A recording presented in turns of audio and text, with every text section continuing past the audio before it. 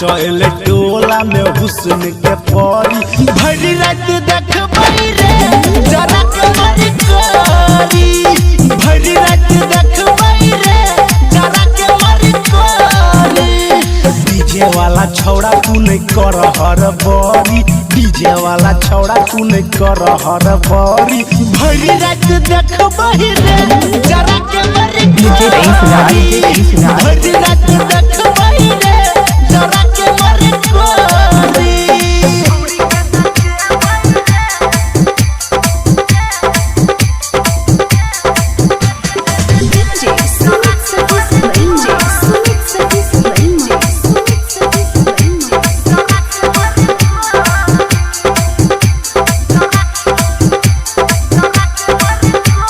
हिटी हिटी गाना जब डीजे पे बजते सब छोरी आए के बेरा बेरी नचते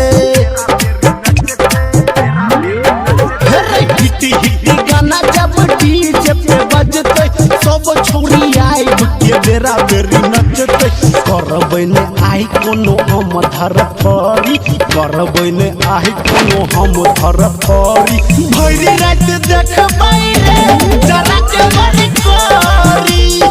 भरी रात देखबै रे जरा के मरी कोरी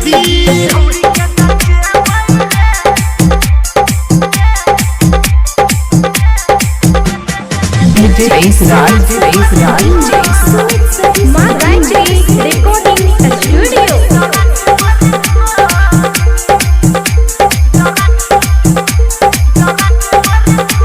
दस बीस नंबर ही देबै रे लुटाई पटतै जे छौरी कोनो लेबै रे पटाई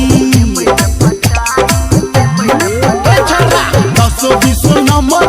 देबै रे लुटाई पटतै जे छौरी कोनो लेबै रे पटाई